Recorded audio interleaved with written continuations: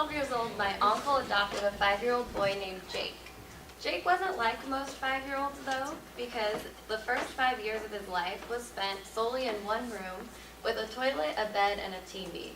At this time, it wasn't common for a kid to have a TV in a room on 24 hours a day.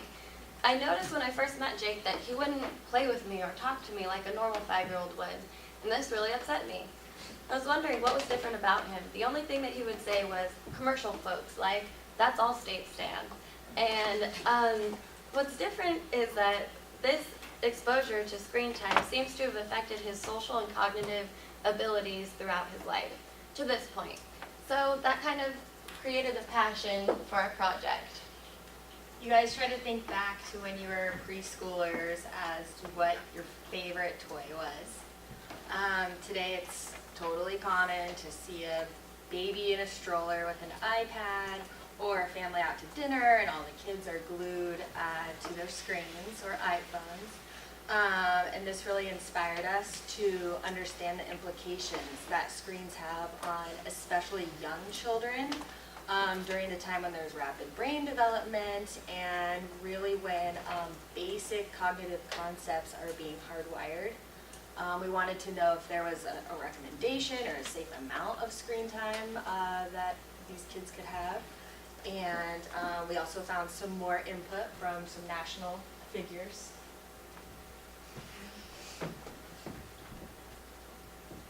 I see how it starts. You know, you're at a restaurant with your toddler and there's a lot of kicking and screaming, and that's because the waiter's taking too long to bring the endless salad and the breadsticks. But then your kid starts acting up, so you hand the kid a $2 rattle. But then her eyes are fixed on your $600 iPhone. So you let her have it, and you get through dinner, enjoying your dinner, and the entire restaurant gets to hear "Let It Go" 40 billion times. Check out the survey I just read. It says the average age kids get their first cell phone is 6 years old. That's one of those kids, by the way, is on Tinder. I saw. I didn't even know they were in the same room. That is amazing. And how many of you have kids that are actually begging you for a phone right now? Yeah, everybody. Most parents won't, and I mean, because really, why give a 6-year-old a phone? But here's the thing, one of you will, and you're the problem. And I'm sure you want your kids to, they should have the world. You love your kids, you want to spoil them, and especially if you can afford it. But I saw something over the weekend, and I don't know, I just think this is going too far.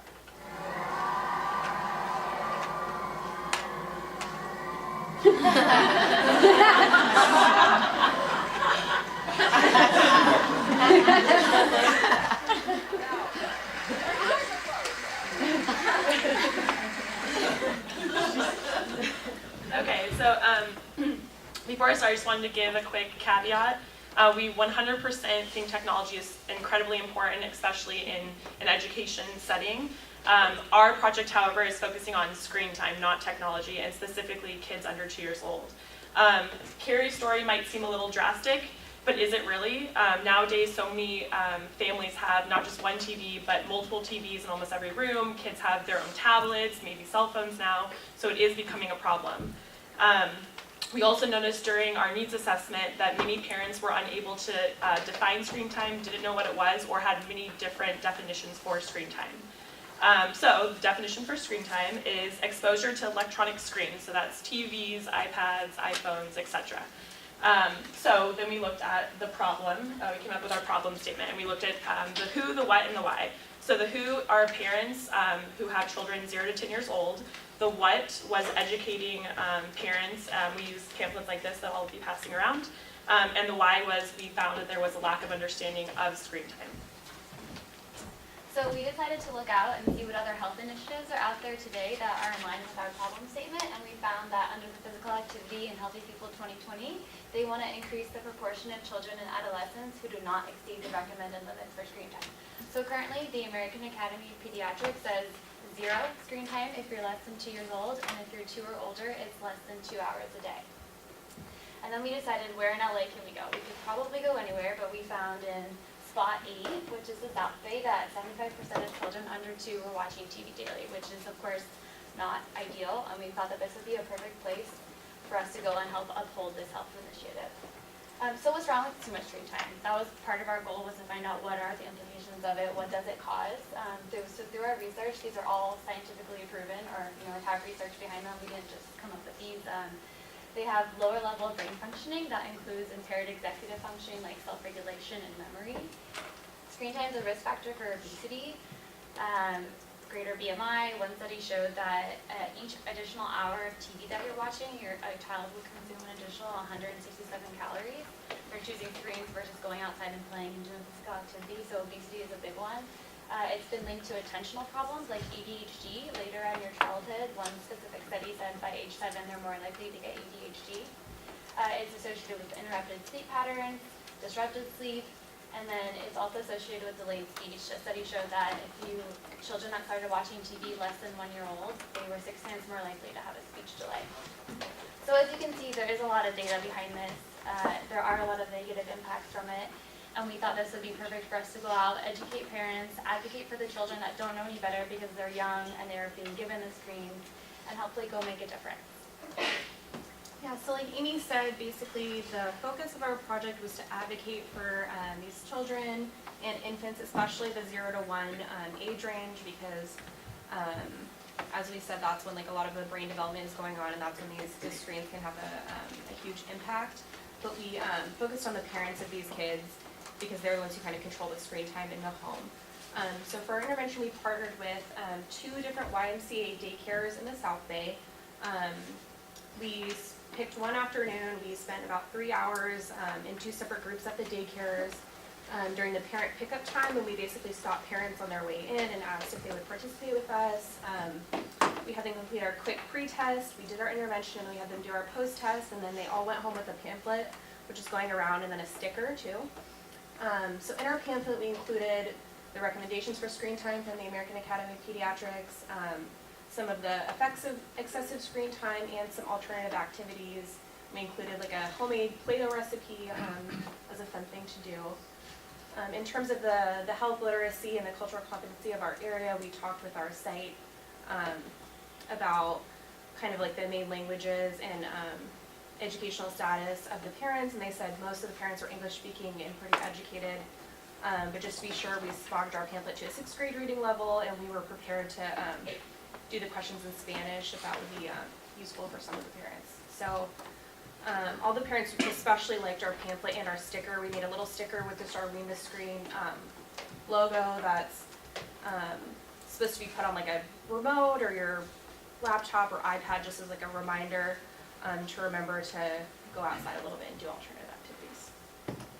So using our pamphlet and our sticker, we were trying to meet our objectives of teaching parents what screen time is, the national recommendations for under 2 and over 2, and to provide parents with alternative activities to do instead of screen time. So we assessed before what our parents knew, and as you can tell by just this one kind of humorous example, a lot of parents didn't know what screen time was. Now this one is particularly funny, but because of the answers, but this just shows how little information there was in our SPA regarding screen time. And one thing we are proud of is that parents were able to define screen time correctly. In the post-test, 100% of the parents got it correct. Some of the parents did know in the pre-test, but we were happy to have the 100%.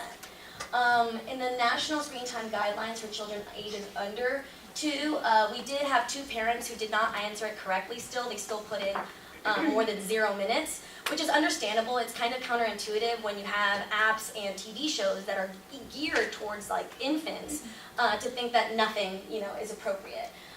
So we could have probably spent a little more time talking to the parents regarding this specific age group in the future. Also, for parents, the guidelines for children ages over 2, we did get 100% in the post-test, so we were very happy about that. We were able to meet that objective.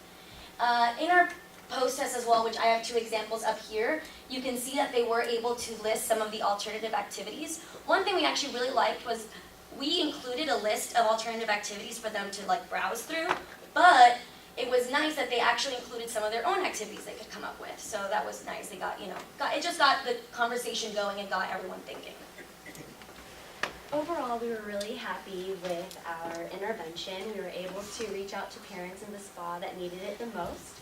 And parents that didn't know about screen time in the pre-test were able to define it in the post-test. Parents were also very appreciative of our pamphlets and our stickers, and we got good feedback on those, so that was something that we were happy about. We do wish that we could have developed partnerships with pediatric clinics so that parents, patients, and providers could have conversations about screen time in the future. So where do we go from here? We go to you. We go to Claudia, Margaret back there, Luke back there. All of you in your practice will have power to reach this population. Whether you're talking to the child themselves or to their parents, you have the power to impact screen time and help prevent these kids from having social impairment and speech delays and cognitive impairment and sleep disturbances and all the negative effects of screen time at an early age.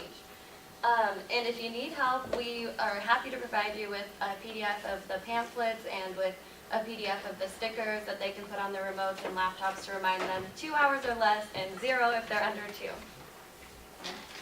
So here is a way of Ellen can show us how to counsel your patients. It's not just the phone, because once they get the phone, they need the apps. Kids don't need apps, they need naps. Preach! Moral of the story is preach. Thank you.